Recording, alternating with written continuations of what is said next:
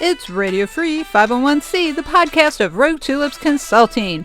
I'm Cecilia Sepp, your host. Welcome to Season 7. We're back with another first-time guest. It's a longtime friend of mine, Andy Duncan, and he's here to share with us his insights and advice on association mergers and what you need to know. It's a good one, folks. It's Monday, September 8th, 2025. Welcome to episode 297.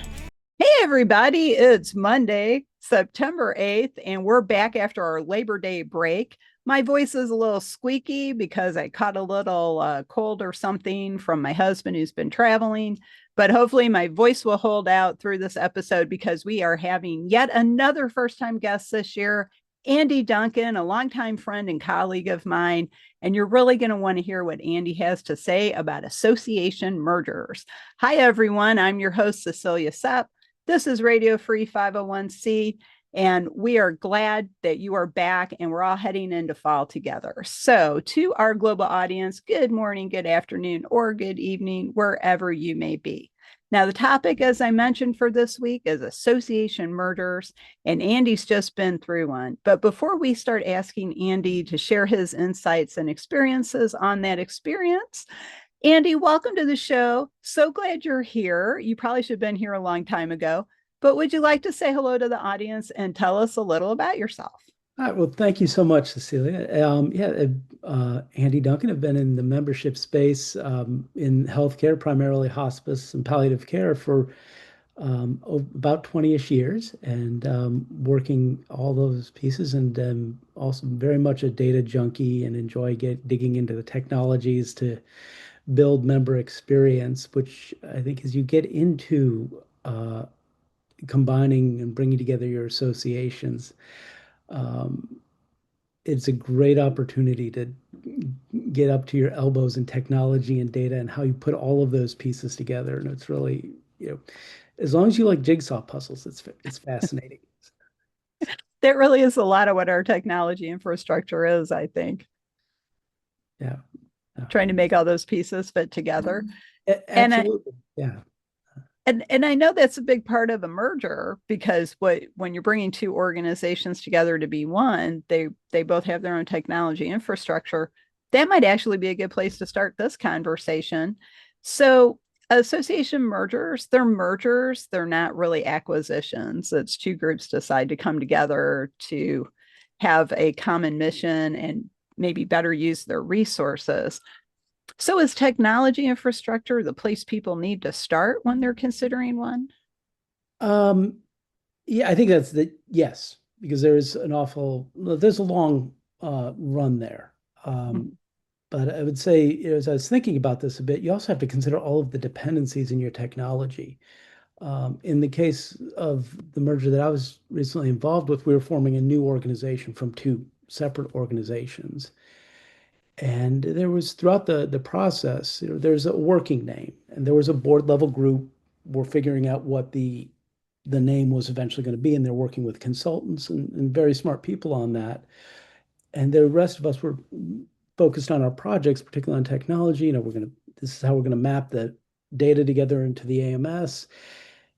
And as you got along in the process, you realize, that you're going to need that name so yes, focus on technology, but make sure you think about all of the dependencies, because unless you have an organization name, it's really hard to get a domain or even to start to reserve domains or URLs. And without those, it's your AMS kind of needs that because they're going to be sending messages and updates out. So I think, yes, technology is important because there's so much involved and so much testing and cleaning, but don't forget about what that technology is going to depend on, because you get down to and I think we had very good people doing this, and it ended up being some trademark questions and working through a group that had I wasn't involved, so this is kind of secondhand, but had a similar name, and that just took a little bit longer. And you can be ready to you can have your data as clean as it can be. But when you start to flow things into a new AMS, you're going to want to have some automated messaging and things go out. And, you know, without, that'll come from one of the other legacy URLs or domains if you don't have that name. So I think I share that as more of an example of how you know, make sure there are sneaky little pieces that will come up and get you throughout, and that you just have to be flexible with those. But I think we were fortunate in this particular case in that our partner organization, um, as we were moving towards implementation conversations, they had just completed migrating into a new AMS, and ours had fallen a little bit behind, and so there wasn't a lot of discussion about which AMS we were going to be using, and also given kind of the timeline of trying to get this in place in 12 months or less, emphasis on the less, because you want to get that renewal cycle going. It didn't make any sense to try to find a new AMS. And so, we had this fresh, shiny new AMS that our partners were bringing to the table. So we were, migrating into that, and because of that, it saved a lot of the conversation and effort about um, what system we were going to be using. And we needed all of that time that we would have otherwise spent on selecting an AMS. And I would say, and it was also fortunate that the work our partners had put into selecting that AMS and evaluating all of the AMSs that were out there was first rate, and had made a good decision, for that at the time they probably didn't realize it, but a year and a half later was saving us a ton of time. Um, Well, that's really interesting that you mentioned that, Andy, because I keep this quote from Marcus Aurelius on my desk now. And it says, the secret of all victory lies in the organization of the non obvious. yes, And I think what that tells us is we do have to pay attention to all those details, like a name. Shakespeare may have said, "What's in a name?" But if you're trying to buy a domain, that's really important. And hopefully, the new organization that came out of this merger bought all the variations of that name to make sure that nobody else could get it. Because I did that with my company name. Every time one comes up, I buy it. absolutely. I think it was there were, and because there were a couple directions that they could have gone, coming out of the trademark conversations, they bought plenty, Mhm. which I mean, it just was smart. It was good Yeah. to be working with smart people who were realizing, like you said, you better buy all the domains that you can because you don't want it to be something else. And but it Mhm. is the non-obvious. It's just, I think we had great partners from the other organization as well as the teammates, that I'd worked with for a long time, and really focusing on, we know how all these pieces work. It'll be hard work, but we'll get it figured out. Mhm. But similar also with the name, if you're going to putting on your membership forms, you kind of need to have billing information or payment information, I should say. And somehow, the name ends up being part of that. I mean, it's like you can't really get a bank account without, you know, but yes, all of those non-obvious things end up being critical. Yes. Well, and that's right, because those are the things that get in the way of you actually finishing the merger or being able to pay the staff or pay your bills, Mhm. pay all these great contractors who help move everything along. And then, so we have like the infrastructure. So you have the technology infrastructure, you have the financial infrastructure, but then we also have the culture issue. So, in your experience, did you think a new culture formed, or do you think that one group's culture was the one that was adopted? And what I mean by that is, I think it was Wells Fargo bought Wachovia, Okay. and Wachovia had a great customer service culture. And so they wanted to have a good customer service culture. And maybe it was actually whoever bought Wachovia before Wells Fargo. But the point being, actually, I think it was whoever bought Wachovia before Wells Fargo bought Wachovia and kept the Wachovia name because Wachovia had a good reputation for customer service. And that was the culture they wanted to adopt. And then later on, Wells Fargo bought Wachovia. So Wells Fargo knows my personal issues with them, so I'm not going to go into it. But so bringing it back to that culture question, what is the culture that you saw get adopted? So was it one of the organization's culture, or did like a new one develop and get implemented? Um, I think that was still evolving. So that's I'm not, but my sense is it's probably going to be a blend, and particularly thinking of the culture among the members. There was a bit of a so there. Our partner organization was the National Association for Home Care and Hospice. We were the National Hospice and Palliative Care Organization, Um and the our partner organization had a very robust financial management um, offerings. So they had a council around it. They had an annual conference around financial management that long before the even the conversations around the merger were out there. I'm like, that would make our membership offering so much stronger. This is something we really need to build and develop. Little did I know, But so their members in general, this big picture, tended to be more comfortable around conversations on financial management. And one of the strengths that the NHPCO members and their activities brought forward is a bit more of a clinical focus. And both home health care and hospice they're different, very different. They're both in the community, but the teams in the homes are a little bit different. And kind of the reimbursements are a little bit different. So there's just a little slightly different approaches there. But what the hospice folks tended to bring is a bit more of a clinical focus, particularly in the education offerings. And that was a lot of their conversations around clinical and quality care, both regulatory and compliance were huge issues there. But they tended to avoid sort of here's an example I'll give you for you. The NHPCO members were very, very uncomfortable being referred to as an industry. So the hospice industry was just not a term you would use. Whereas our partners, the home health care industry or home care industry, they're a bit more comfortable with that. And that was one of the things that I was kind of wanting to watch as to how do you bring those two together? Because they're neither of them are bad or inappropriate, but how do you blend that? And I think that was also part of what was driving this need is that there's going to be within the healthcare space where our members live, that there's just a changing look at how we're going to provide care in the community, and that is part of what our the combined boards were really looking at. Is that this is we're seeing these changes in our in the care at home space, and it for a variety of reasons makes more sense to have a single organization leading that. And so that I think that culture, um, like when I say culture, it's not.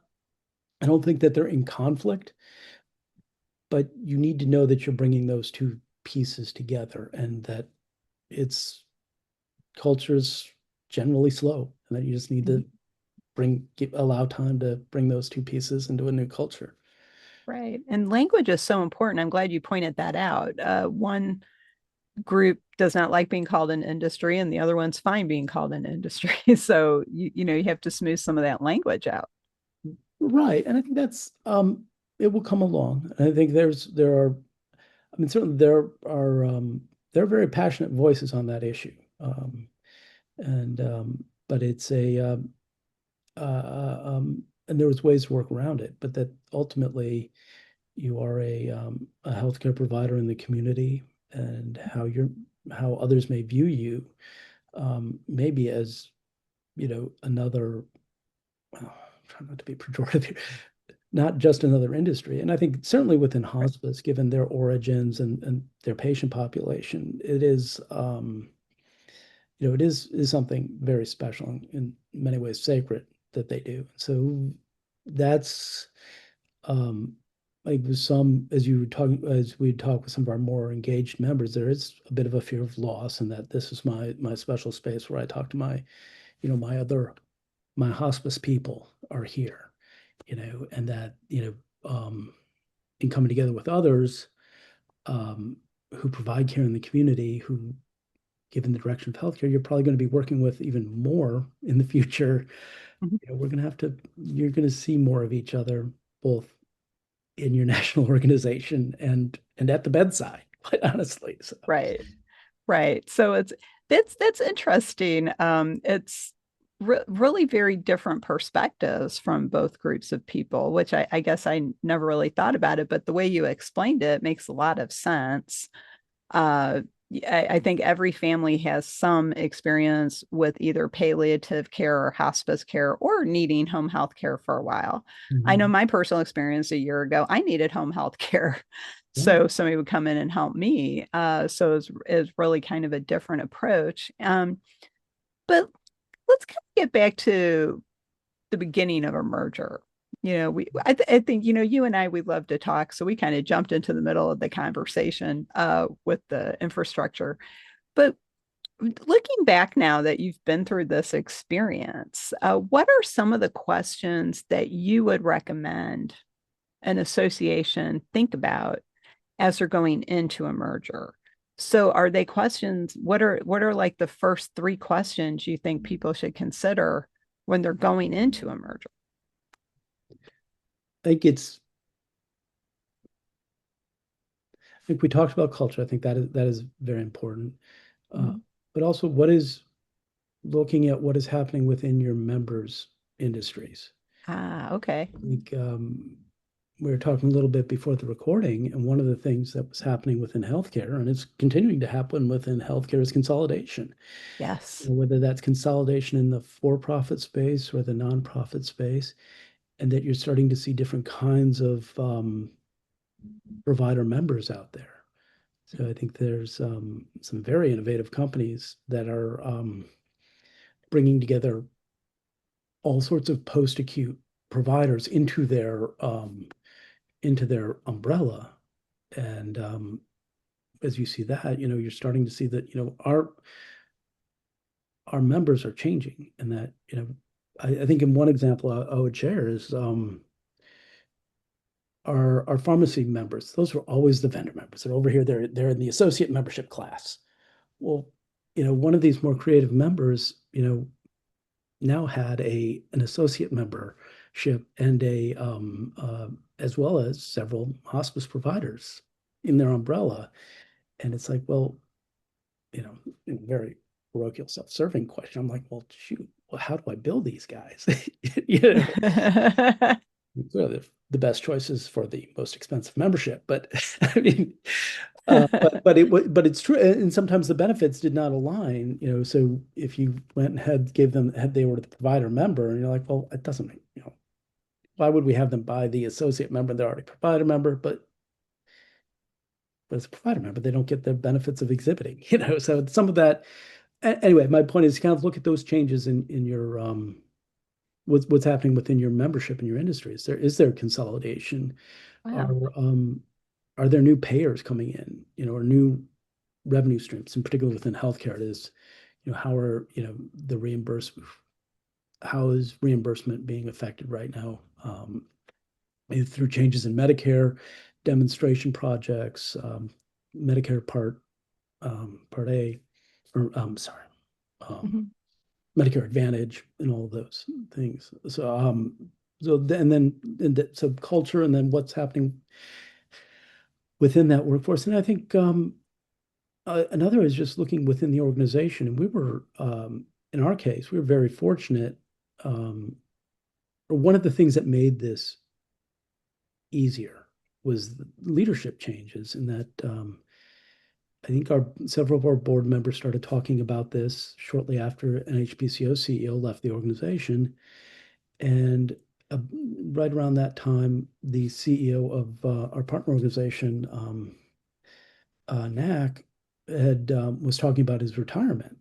And so it's like you're going to have these two openings. So is there an opportunity or something about those organizations we're already kind of in that same space. And the leadership opportunities, as well as presented that opportunity, or leadership openings presented that opportunity, and we had kind of the number twos in both organizations would not be interested in taking a leadership role in a combined organization. So there was a lot of um, good, you had existing leaders there who were going to be loyal to the cause going forward, and that cause being a combined organization. I'd say the other thing I would looked at is, where are your dual members? As I would assume some of our dual members who were starting to say, you guys are great. We think you both do a fantastic job, but you're both expensive. Right. Maybe it would be better to have just one expensive membership. And it's worth it. The value is there, but I think that was also another factor. How many shared members do you have? And are there opportunities to combine that?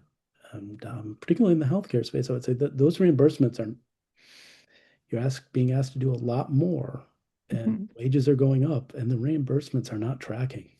So No. that's, those opportunities for where you have a lot of dual members is another thing I would look at. So there's a lot of practical aspects of mergers. I seems to me that we need to be aware of rather than kind of mission, the things that drive us, the principle of the thing is one way to look at it. Seems like mergers are really a very practical, hands-on. We got to see how all this stuff's going to talk to each other and work together. Right. I would say absolutely. And I think I mean, certainly that, yes, mission is important. I think that's up there with culture, and that, if your missions are pretty far apart, Yeah. it's probably not going to serve you. I think many of those practical pieces, I mean, and I can speak more from the membership side, um, uh, comparing our dues models. When we started this, they were very different. And you have to take the NHPCO dues models based on number of admissions. So it's like basically a count of things, or of people, of patients, I should say, and plugged into a formula. Our partner's approach was a net patient service revenue. So you're counting, and self-reported net patient service revenue on a schedule, which is coincidentally where I was trying to get our organization, was to move more towards revenue on a schedule as opposed to admissions on a formula. But doing that was, very practical, and a lot of data crunching. We worked with an outside group to help us start to set those levels as to where the dues should be within a schedule, with where those dues breaks should be in the schedule. And in other practical examples is because we hadn't used net patient service revenue at all for anything that we really interacted with our members. We didn't have that data, and it wasn't something you could easily put your hands on. I mean, I think some people had it, and we were able to do some initial looks at it, but that data was a little older, and so you had to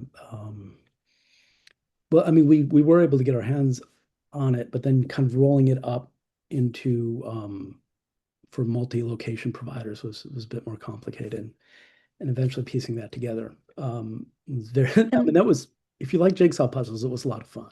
Yeah. Yeah. Well, and you did mention you love data, so that would have been a fun project for you to work on, trying to figure out, well, how are we going to make these two memberships into one? Yeah. Any project where you get to learn a few new Excel formulas is pretty cool. I love that. So, what about, since you brought up the due structure, which is crucial, I think, when you're bringing two groups together, what about overlaps in benefits and services? Did that come into play before the dues structure was assessed or after? Um, Because, like, did you have similar benefits? we So, did like, have if you some, join this new group, or we're going to carry over your membership to the new group, you're still going to get XYZ, but you're also going to get ABC. um, there were similar benefits, but because a lot of the regulatory and compliance guidance was different, so that you would be getting more exposure into a different uh, provider type and the guidance there, whereas you might have not had that before. The uh, and I think some of there's a very robust financial managers group within the new organization that we can promote. On I think with looking at back at it the other way, NHPCO brought a great deal of palliative care resources and guidance there that was not as well developed within our partner organization, and I think that was definitely a value add for their members who were not also our members. So there was some of that, but it was also, I think, along the way, as we were sewing these two organizations together, you kind of had to elevate it a little bit to be more, that we're going to help you lead your organization. We're going to help your staff, provide better care and stay better informed and be stronger advocates. So we had to bring it up to kind of that level as to specific offerings, because we weren't necessarily sure which things were going to carry on and how they would carry on, if they would change a little bit. And the last thing we wanted to do would be to renew somebody and then they get 6 months in and find out, oh, we're sunsetting that program. You're like, but that's why I paid you. That's why, right? We wanted to be very careful not to overpromise. And because there's, not talking about any specific programs, but I would say, and one of the things, if you're looking at a coming together with another organization, it is an awesome opportunity to get rid of, maybe other organizations don't have these, but I had a few things kicking around that I wouldn't have minded to sunset, and when you merge, that is a wonderful opportunity, it's like moving. It's like, you don't have to put everything on the truck. That's right. I love that. That's a great analogy. And that was, I think we saw that with our the AMS migration. You don't have to bring everything with you. It's okay to leave some things behind. And so it also kind of prevented, it's like, look, that program, I've been looking for a way for that thing to sort of quietly go away, but now is the time. Yeah. Yeah. Well, and you're right. That's, a merger is actually a great opportunity to let go of all the things that you don't need anymore or don't use anymore, which is why I love the moving truck analogy. Don't put it on the truck if you don't need it. No. But, Andy, as we're wrapping up this conversation, this has been great hearing your inside experience on these are all the things we had to do. Is there anything, as you look back on that experience, that you came upon in the process that you didn't anticipate? Like, was there some really big thing like, gee, I never even thought about that? Because, like you mentioned, well, you need to have a new organization name or you can't get a different bank account or change the name of the bank account that you're going to merge. So was there anything that came up that you had not anticipated that was kind of a surprise? I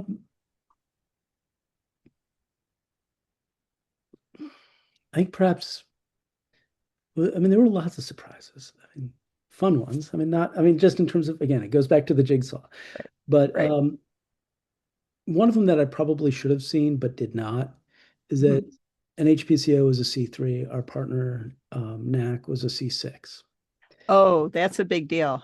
It is, and when I'm, that was a big deal for another team.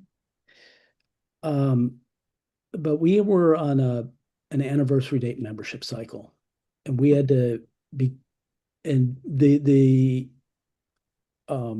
new organization was going to be under the C6 umbrella. And on our anniversary cycle, we're like, there is a point where the money coming into this C3, the money in the C3 can't go there. You can't transfer that over to the C6. But we also had members who were needing to renew. And we had to be thoughtful about how we can continue their, any number of things that went into, you're renewing into an organization that's I mean, your membership will roll into the new organization, but it's very practical things. If your money's going to go into a bank account, that won't be the bank account of the new organization, or it'll be a foundation bank account. And so some of that was, I think that was sort of, there were a lot of conversations around that where I'm like, can't we just let's just make a decision about how we're going to deal with this and move on, because um, we've got data to figure out, or we've got member experience to figure out. And so I think that was my biggest surprise. And I'm like, I in retrospect, I'm like, you really should have asked about where that money's go, how you're going to handle the C3, C6 difference a little bit earlier. Wow. Yeah, that is a big deal. And that's why I really advise people, hey, don't use C3 if you want to be a membership organization, because it really makes it much more complicated than it needs to be. And then, like in your example, a C3 and a C6 trying to merge, the C3 has to become, I guess, the foundation for the C6 Mm. in order for those assets to be accessible. So that's really a really interesting thing I had never thought about. But Andy, as we're wrapping up, because unfortunately all these episodes need to end, as much as I love talking with people, especially you, what is the one thing you would like the audience to take away today about association murders? And how can people get in touch with you if they want to ask you more questions? And then if there's anything else you'd like to share about yourself as we wrap up, please feel free to do so. Yeah, thank you, Cecilia. I think they're probably going to see more and more opportunities where it makes sense for organizations to come together. It's and that it is there'll be, and this is maybe the hospice person of me coming out. There'll be a sense of loss across it, in terms of losing, particularly amongst members, feeling that they're losing their special space, um, Mhm. and that you need to bring them along and convince them that, or it, truthfully convince them that what's next for them is actually going to be, is going to be a good offering and actually more valuable than what was there before.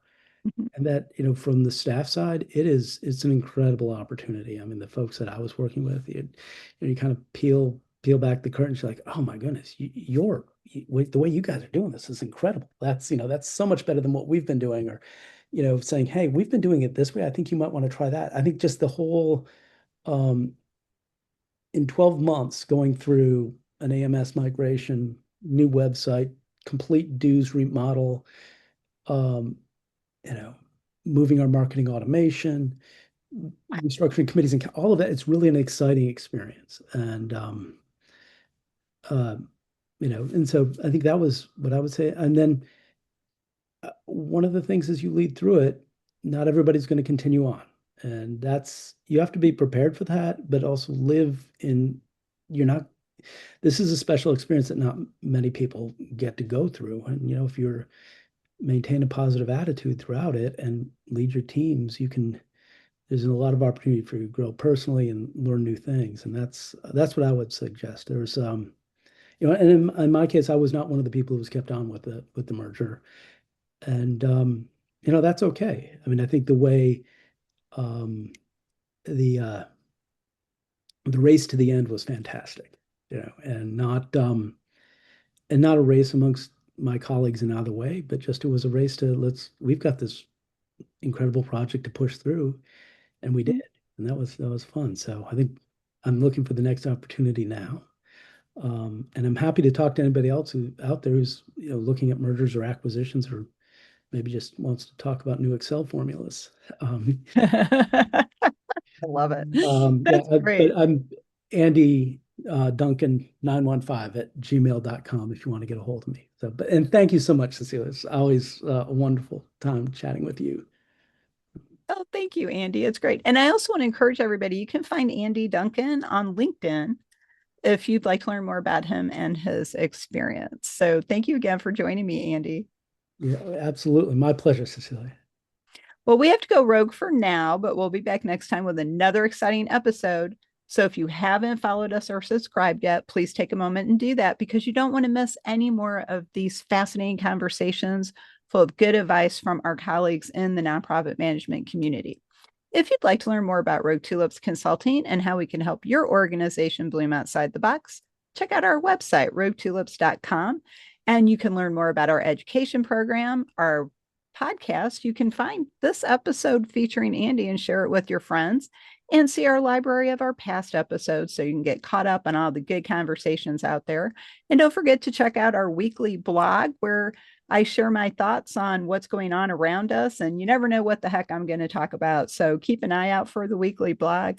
If you're getting ready for the CAE exam this December, we've launched our CAE prep course, but we accept registrations through week 6. So it's not too late to get a course if you're getting ready for the exam. So on behalf of Andy and myself, we will see you next time.